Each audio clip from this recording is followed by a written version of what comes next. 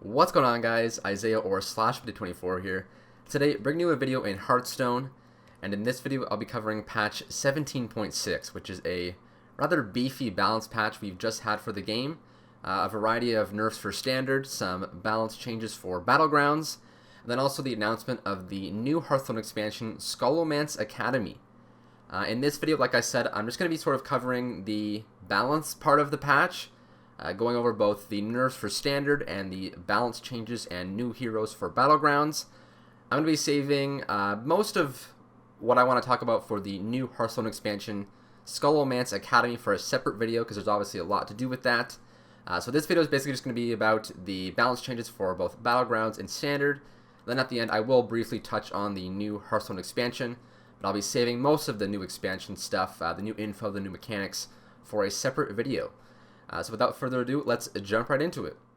So we're starting out here with the standard balance changes. We've had 8 cards changed. Well, if you count Rogue Galakrond as one card. Our first card here is Dragon Queen Alexstrasza, the obvious big Highlander legendary card, changed from adding 2 random dragons that cost 0 to 2 random dragons that cost 1. This is obviously a pretty big change. Dragon Queen Alexstrasza was previously nerfed, whereas it couldn't add itself to your hand. And now it's been, I would say, more significantly nerfed, whereas you get dragons that cost 1 instead of 0. Dragon Queen Alexstrasza was obviously probably the best card in a Highlander deck, obviously other than Zephrys. But playing it on curve on turn 9 was a bit too much tempo, especially if you were generating multiple dragons, like you were generating discovered dragons, or there was a lot of high roll potential in it, I guess you could say. So making it add dragons that cost 1 sort of reduces that sort of huge swing turn potential, especially in Arena. This makes it so that on turn 9 you're just playing a 9 mana 8/8, which is obviously significantly more tempo than, let's say on average you get a 6/6 dragon. You're completely just eliminating that sort of huge tempo swing and turning the card more into sort of a value card, which is probably what it was intended for. But either way, I think this is an okay change. I play a lot of Highlander decks, so this is obviously one of my favorite cards. But I think this change is fine. You can still play it on turn 10, later in the game if you draw it. If you have a coin, you can still play Alexstrasza and the other 2 dragons. And in most scenarios, I found that it wasn't even actually correct to play both 0-cost dragons. So worst case scenario, you're just playing it on turn 10 instead of turn 9, and still temping out that 1 dragon. So a solid change, definitely a nice little power level tweak there, and looking forward to seeing how it plays. Next up here we have the warrior spell Corsair Cache, changed from drawing a weapon and giving it +1/+1 to drawing a weapon and giving it +1 durability. A pretty minor change at first glance, but warrior was definitely an extremely strong deck right now across multiple archetypes, Egg, Enrage, Bomb Warrior, and Corsair Cache was a huge part of that, mainly due to the fact that the 2 primary warrior weapons are 3 mana, and so getting Corsair Cache into that 3 mana weapon on turn 3 was extremely strong and felt really hard to play against. This is a minor change at first glance, like I said, but I think it is still a solid change. It's going to make it so that the weapon can't be used as much for tempo as it should be, more so for value. With a 2-attack weapon rather than a 3-attack weapon, you're not going to be able to kill a lot of 3-drops. And so Corsair Cache is going to be more of a just focused draw and value card rather than both a value card and a tempo swing. So a nice little tweak, and I'm looking forward to playing against this in ladder. Another Highlander change here to Dragoncaster, the mage card, changing from 6 mana to 7 mana. Definitely, I think, a much needed change. Highlander Mage is my most played deck, so I have a lot of experience with the deck. And from personal experience, it's quite obvious that Dragoncaster on 6 was just a bit too strong, mainly due to the fact that Puzzle Box on turn 5 or turn 6 was just way too swingy. I've had multiple games where Puzzle Box on 5 or 6 just outright wins you the game, especially in in a tournament format. It just feels super bad. So I think delaying the Dragoncaster by 1 turn is a reasonable change. I would have actually liked to see it change to your next spell costs 1 other than Dragoncaster costing 7, but I suppose that's pretty much the same amount of mana either way. It is only a 1 mana discount on something like a Power of Creation or Deep Freeze, but this is mainly sort of geared towards the Puzzle Box, because Puzzle Box in 5 or 6 could single-handedly win you the game right away. So just a bit too much variance, a bit too much RNG there, and I think a solid change either way. Next up we have Fungal Fortunes, the Druid spell. Changed from 2 mana to 3 mana. Definitely a solid change. I'm a big fan of this one. Spell Druid is just a degenerate deck to be playing against. Mainly due to the fact that it has just huge high roll potential, and Fungal Fortunes is a huge part of that. Basically, if you hit minions off of your Fungal Fortune, you lose. And if you hit only spells off your Fungal Fortunes, you win. So a 2 mana draw 3 in a in a deck that is just 90% spells is obviously just way too strong. And I still think at 3 mana it's going to see some solid play. But I definitely think this is a reasonable change, as Fungal Fortune's on curve, filling up your hand with a huge amount of spells and then playing a Glowfly Swarm or something on turn 4 or 5. Just felt really, really tough, really hard to play against. So a solid change, and definitely hoping that this will have a more positive impact on my Spell Druid games. Next up here we have Galakron the Nightmare, the Rogue Galakron card. An absolute sledgehammer nerf, changed from drawing cards that cost 0 to drawing cards that cost 1 across all 3 forms of Galakron. So the maximum upgraded one would draw 4 cards that cost 1. This is obviously an absolutely huge nerf. I don't really think Galakron Rogue was super strong right now, so I'm a bit surprised they made this change. I know it kind of lines up with the other changes in this patch to sort of move away from 0 cost cards, and I would imagine this probably more has something to do with cards that are coming in the future with Rogue for the next 2 expansions, rather than just really Rogue right now as it sits. But either way, this is a huge nerf. Rogue, even just Rogue itself having a lot of 0 cost spells like Shadow Step and Backstab, those are just going to feel horrible to draw off of this now. But I guess this is more of a preemptive change, at least from my experience, or from my opinion, that's what I kind of think it is. So yeah, an interesting change nonetheless, and I guess we'll have to see how this plays out going into the next expansion. We're obviously going to probably be getting some pretty high-costed Rogue cards. And then lastly here we have everyone's favorite class to nerf, which is Demon Hunter. We've had 3 more Demon Hunter cards being nerfed. Starting out here with the more minor one of the changes, which is Kane's Sun Fury, changed from 5 health to 4 health. This is an extremely minor change. I don't really even know why they made this change. Kane is obviously a very strong card and feels super bad to play against. But, reducing his health by 1 doesn't really change anything. He can still value trade with a lot of minions. His ability obviously hasn't been tweaked in any way. I know Kane is a strong card, but I don't think changing his health really does much. I think if he was like a 4 mana 4/2 or something, that would maybe better, or just something with less health, more or less health, I should say. But yeah, this isn't really much of a relevant change. The other 2 changes though are a lot more relevant. The first one of that being Metamorphosis, changed from dealing 5 damage to dealing 4 damage. So a total of a 2 damage nerf over both uses of the hero power. So going from a 7 mana Power Blast to a 7 mana deal 8. I think this is honestly a solid change. Metamorphosis in the late game combined with other cards like the weapon we're going to talk about here in a second, flooding the board and then charging through taunts with Kane. It just sort of made a huge amount of burst package where you could deal upwards of like 15 or 20 damage in 1 turn if you set yourself up correctly. And Metamorphosis was a huge part of that, being able to shoot directly to face through taunts. So I think this is a solid change. I still think Metamorphosis along with Kane will see play, but I think this is a nice, overall power level tweak to the class. I know we've had a lot of nerfs for Demon Hunter, but I think with Demon Hunter getting 15 cards rather than 10 for the next 2 expansions, sort of overall nerfing the entire class is going to allow Blizzard to print some different types of Demon Hunter cards in the next 2 expansions. So I think that is a solid change all around. And then the last change I alluded to, which was Warglaze of Azzinoth, changed from 5 mana to 6 mana. Warglaze, pretty much arguably Demon Hunter's best card right now in the current iteration of Tempo Demon Hunter. But I think that this is probably a warranted change. Warglaze could single-handedly win you a lot of matchups, especially in games where your opponent doesn't have healing, so against decks like Highlander Mage, Highlander Hunter. Not only dealing a ton of face damage, but combined with other cards can just give you a huge tempo swing. And yeah, pretty much could single-handedly win you the game if you had it on like turn 5 or 6. So I think that this is a solid change. More so this weapon change rather than the other 2 changes I think was more warranted. I would have liked them to maybe have not changed Kane because he doesn't really need to be changed. But I think the Warglaze change and the Metamorphosis changes are solid. And I think it is a nice final tweak, hopefully, to Tempo Demon Hunter moving into the next expansion. So overall, in terms of these standard meta changes, I think that they are solid. I kind of like them all, except for maybe the Kayn change, like I alluded to, because I don't really think Kayn needed to be changed.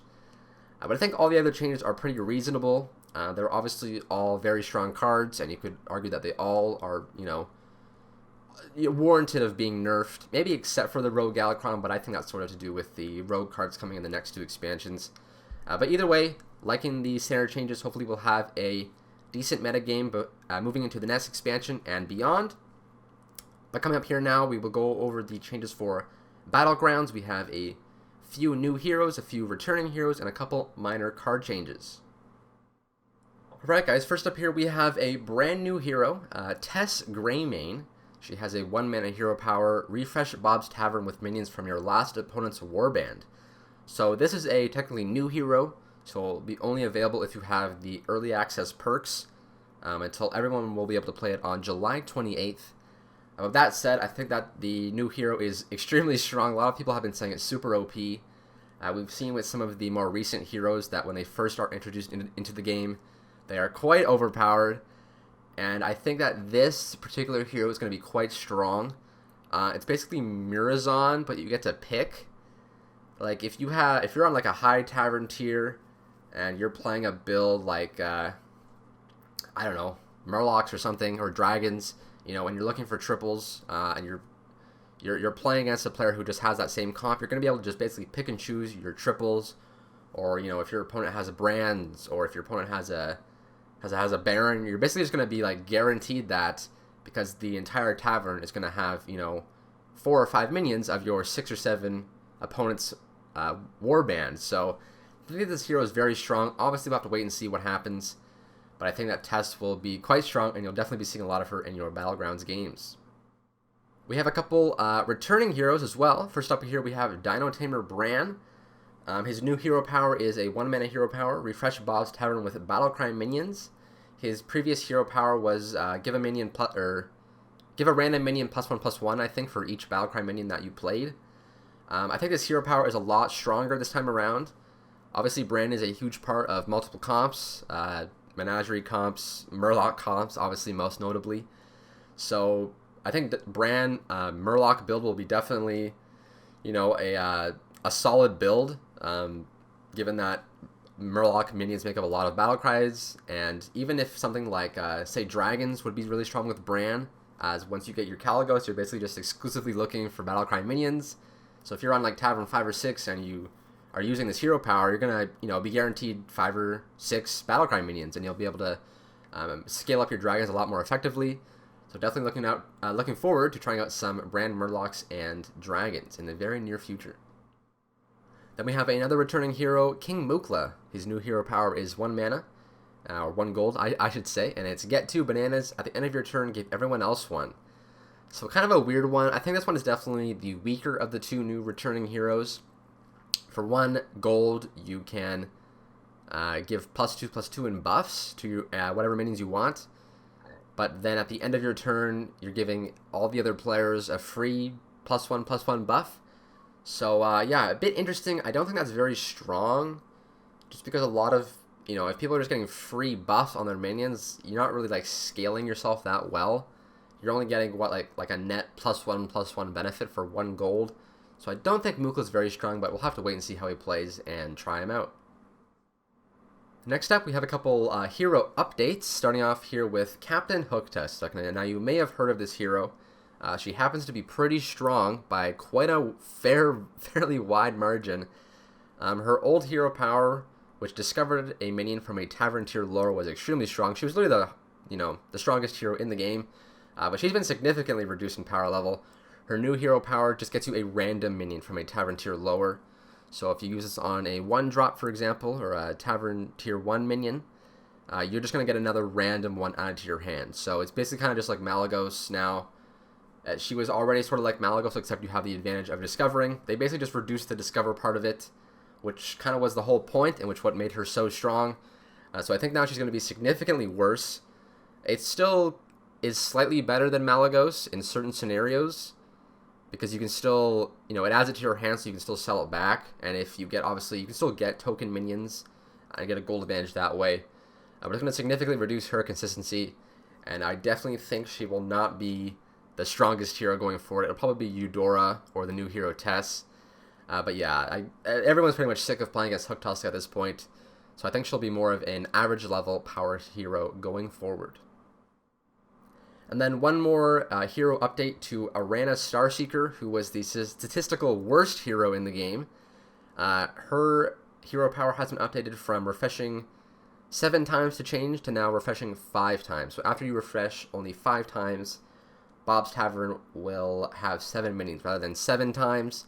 Obviously, this allows you to get her on board, or online, a little bit earlier, I should say. But I still don't think she's going to be that good. Maybe slightly better. Maybe not absolute, trash dumpster fire tier. But I don't think she's going to be really, anything above average or even average. Still probably just a below average hero. Having 7 minions in your tavern doesn't really help you much, unless you hit like an absolute nutty high roll on like Tavern Tier 2 or something. But still, whatever. A reasonable change. She's literally the worst hero in the game, statistically. So I think that this is a welcome change, and hopefully she will not be absolute trash going forward. Aside from that, a couple minion updates now to wrap things up. We have Goldrin the Grey Wolf moved from Tier 5 to Tier 6. Now this is a lot of people are a little confused on this change. Goldrin, obviously a very important card for the Macaw Beast build with Barons and Cleaves. And I think that's actually why Goldrin's been moved to Tier 6. At first I didn't really understand why, because Goldrin's kind of like a Begurgle. So why doesn't Begurgle get moved to Tier 6? Well, it's just because the Macaw Beast build is a little bit too easy to put together. You don't really need any Tier 6 minions for that build. You obviously get a Mama Bear, and it helps your build a lot. But in general, you're not really spawning a lot of tokens. It was mainly just get Macaws, get Goldrin, get a Baron, and then get like, Cleaves or the 7/7 Beast guy. So it was just a little bit too easy of a build to put together on average compared to the other late game builds. And so that's why Goldrin has been moved to Tier 6. An interesting change. But given that Macaw Beast was probably I think it was like statistically the best build in the game in terms of on average placing. Obviously, Divine Shield Poisonous Murlocs is stronger. But yeah, I just kind of want to reduce the consistency of that build and allow some other builds to actually have a fighting chance in the late game. And then aside from that, we have a brand new Tier 6 minion called Amalgadon. The normal version is a 6/6 minion, and it has a battle cry. For each different minion type you have, adapt randomly. So this is an interesting new card. Obviously, we had Holy Mackerel be removed a while back. So there was a hole at the Tier 6 position. And we have a new sort of, I guess, a menagerie-focused minion. If you're playing a menagerie build, this could obviously be a very strong late-game card. Not even really just late game, just a card you're going to want to look for. I mean, having a free, adapt randomly for each minion type. So say you have like 4 minion types. If you get 4 adapts, you're like probably guaranteed, almost, just about to hit Divine Shield and Poisonous. As well, this is basically like the old Nightmare Amalgam where it has all minion types. So it is, very easy to buff. Definitely some solid potential. And I think Menagerie was a archetype that was lacking ever since the Light Fang Enforcer change. So I think Amalgadon is a really cool new card. And you have the gold version as well where you adapt randomly twice. So that's just going to give you a ton of stats. And definitely guaranteed Divine Shield Poisonous. So I think a really solid card to add into the game for those Menagerie comps. And even not even Menagerie comps, just really any comps in generals that are running multiple minion types. So yeah, looking forward to trying out the new 6-drop card. And in general, looking forward to trying out these new Battlegrounds changes. I think overall, we have some solid new heroes and just some solid new balance changes for Battlegrounds. Some definitely welcome changes to Hook Tusk and to Goldrin. Overall, in terms of all of these standard and Battlegrounds changes, definitely think it is a solid patch. Looking forward to hopping in there and trying it all out for myself. And also looking forward to the new Hearthstone expansion, Skullomance Academy. I'll have a video coming out very soon talking about that, going over some of the new cards and the new mechanics as we move into the second expansion of the Year of the Phoenix.